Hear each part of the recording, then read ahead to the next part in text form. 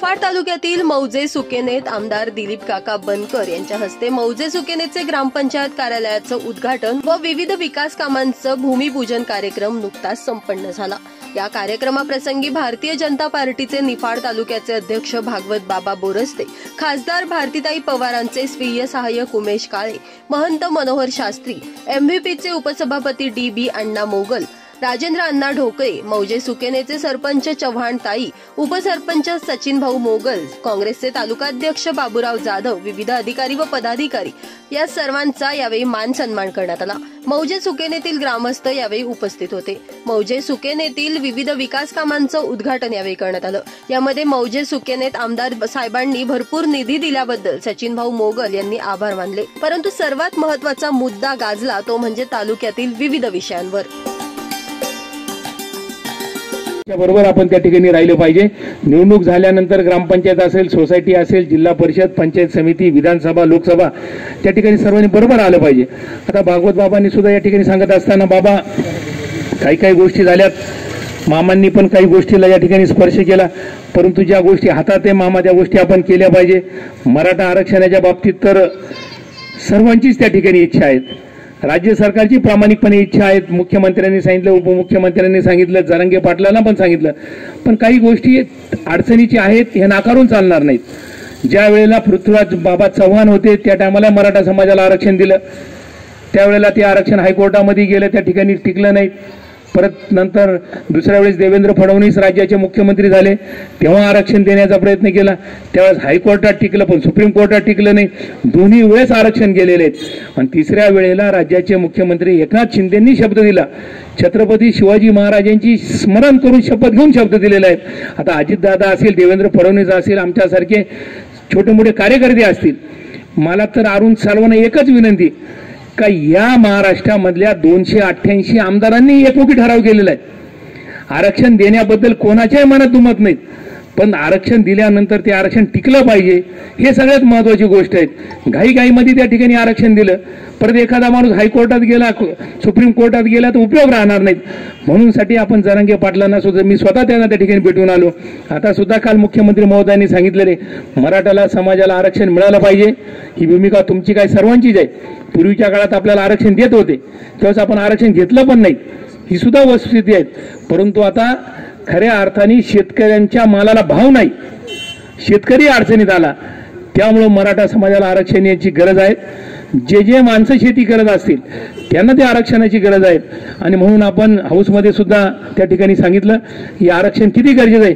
प्रत्येक गावामध्ये 50 मुलं असतील, 75 असतील, 100 मुलं असतील, त्यांचे लग्न पण त्या ठिकाणी होत नाहीत, ही सुद्धा वस्तुस्थिती नाकारत नाही। परंतु आमच्या महिला भगिनी असतील, वडीलधारी मंडळी असतील, त्यांनी पण समजून घेतलं पाहिजे। आता भागवत बाबा किंवा राजा भाऊ, डी.बी. मामा तुम्ही बसलेत, ज्या शेतीमुळेच आपण मोठं झालं। आपला तालुका तसं जर बघितलं तर भारत देश कृषीप्रधान आहे, त्याच्यामध्ये महाराष्ट्र राज्य आहे, महाराष्ट्रामध्ये नाशिक जिल्हा, नाशिक जिल्ह्यामध्ये निफाड तालुका आहे। ह्याच निफाड तालुक्यातले ह्याच शेतींनी तुमचे माझे घरं असतील, दारं असतील, गाड्या, ड्रायफ्रूटच्या बाबतीत तर भागवत बाबा खऱ्या अर्थाने ड्रायफ्रूटमध्ये पहिला पुढाकार घेतला होता सुरेश बाबांनी। त्या काळामध्ये पुढाकार घेतल्यानंतर राज्यामध्ये आणि देशामध्ये सुद्धा भारतीय जनता पार्टीचं सरकार त्या ठिकाणी होतं। मी सातत्याने सांगायचो मी काही केलं नाही, मी काही उपकार केले नाहीत, परंतु महाविकास आघाडीचं सरकार जेव्हा आलं, राज्याचे उपमुख्यमंत्री अजितदादा झाले आणि ज्या वेळेला मीटिंग घेतली, जीएसटीचे बाबाला माहिती 40 कोटी रुपये या ठिकाणी कारखान्यावर बाकी होते। जोपर्यंत जीएसटीचा प्रश्न मिटत नव्हता तोपर्यंत ड्रायफ्रूट या ठिकाणी येणार नव्हतं। आणि त्यामुळं दादांनी मीटिंग घेतली, दादांनी त्या मीटिंगमध्ये सांगितलं का राज्यातलं काम असेल तर दिलीप बनकर बघेल आणि केंद्राचं काम असेल तर भारतीताई तू बघायचं। त्या टायमाला भारतीताई ऑनलाईन मीटिंगला त्या ठिकाणी होत्या बरं का काळे साहेब, मीटिंग चालू असताना। आणि मग अशा परिस्थितीमध्ये तो प्रश्न मार्गी लागला। त्याच्यातही काही लोक विरोध करतात, ड्रायफ्रूट होणे काळाची गरज आहे, सर्वांच्याच चुका झाल्यात ना। कामगारांना हात जोडून सांगायचं अरे बाबा राजकारण आणू नका, आपल्याला काम केलं पाहिजे। आता कारखाना बंद झाल्यानंतर त्यांना समजायला लागला, आपली रोजीरोटी बंद झाल्यानंतर काय हालापेष्टा होतात। आता मी जास्त का बोलत, मी राजा भाऊला सांगितलं की एक कारखाना मी राजा भाऊ त्या ठिकाणी चालवायला घेतला। आता रानवड सहकारी साखर कारखाना चालवित असताना निफाड सहकारी साखर कारखाना सुद्धा चालवायचा होता, आपण त्या ठिकाणी सांगितलं, परंतु बाजार समितीला बाबांनी तरी ठराव करून आणला की कृपा करून तुम्ही सर्वांनी सहकार्य करून सरकारच्या मार्फत मराठ्यांना आरक्षण मिळवून द्यावं अशी मी विनंती करतो। त्याचप्रमाणे तालुक्याच्या दृष्टीनं निफाड कारखाना चालू आहे का बंद आहे कळतच नाही, तरी कृपा करून जो काही करार झालेला असेल त्या ज्यांना तुम्ही दिला त्याचं थोडंसं माहिती जनतेला कळाली पाहिजे असं माझं मत आहे। कारण कोणी म्हणतं 20 वर्ष, कोणी म्हणतं 25, कोणी 15 वर्ष, कोणी म्हणतं काय, असं थोडं तर ते सगळ्या जनतेला कळावं अशी माझी इच्छा आहे। आणि अजून BJP आणि सगळं सरकार आपलं महाराष्ट्राचं ते सरकार आहे, केंद्राचं ते सरकार आहे, ते एक शेतकऱ्यांच्या दृष्टीनं अतिशय महत्त्वाची मागणी मी करतोय। कृपा करून शेतीमालाचं निर्यात बंदी जी आहे ना ती काढून टाकावी आणि कांद्याला निर्यात बंदीला प्रोत्साहन द्यावं, परवानगी द्यावं अशी मी सगळ्या जनतेच्या दृष्टीनं आपल्याला विनंती करतो। आणि त्या पोटापाण्याच्या मागण्या रस्ते बिस्ते ह्या आपल्या सुविधा आहे त्या पाहिजेत, तो काही वाद नाही, पण कारखाना चालू होणं म्हणजे कामगारांचा प्रश्न मिटतो, ऊस बागायतदारांचा प्रश्न मिटतो, भागाचा विकास होतो। त्याचप्रमाणे जो काही ड्रायपोर्ट आहे ना त्याचा पण त्याच्यावरती थोडं काम झालं पाहिजे असं मला वाटतं। कांदा निर्यात खुली झाली तर कांद्याचे सरकारला माझं असं म्हणणं आहे की तुम्ही एक गोष्ट करा, का शेतीमालाचे भाव वाढून देत नाही ना त्याच्याऐवजी शेतीमालाचे भाव वाढू द्यायचे, तुम्ही तो खरेदी करायचा आणि कमी भावामध्ये शहराच्या लोकांना द्या, आमचं काही म्हणणं नाही। त्यामुळे कमी भाव मिळाल्यामुळे तो ग्राहकही खुश होईल आणि भाव मिळाल्यामुळे शेतकरी खुश होईल, म्हणून असं करावं, तुम्ही खरेदी करा, भाव वाढू द्या आणि तो जसं तुम्ही गहू ज्वारी बाजरी 2-3 रुपये किलो येतं तसं कांदे खरेदी करा आणि त्यांना 20 रुपये 15 रुपये काय किलोन द्यायचे द्या, शेतकऱ्याला पैसे मिळतील आणि खाणाऱ्यालाही स्वस्त मिळेल। हे सगळ्या शेतीमालाच्या बाबतीमध्ये धोरण स्वीकारावं, सगळे प्रश्न मिटतात, शेतकऱ्यांचा विकास होईल, खाणाऱ्यांना पण समाधान लाभेल असं मला वाटतं।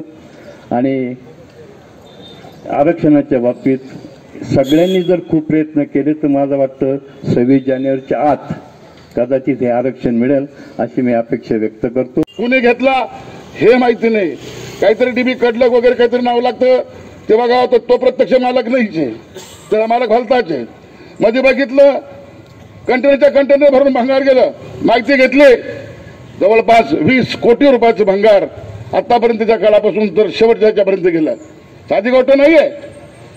तुमच्या आमच्या पूर्वजांनी अटक रक्ताचं पाणी करून तो कारखाना उभा केलेला आहे, कोणाच्या चुकीमुळे गेला, कोणाच्या चुकीच्या धोरणामुळे गेला हे मी म्हणणार नाही, ते सर्वांना माहिती आहे, तो काही राजकीय सभा नाहीये, परंतु आता तो राखणं ही तरी आपली खऱ्या अर्थाने जबाबदारी होती किंवा आहे।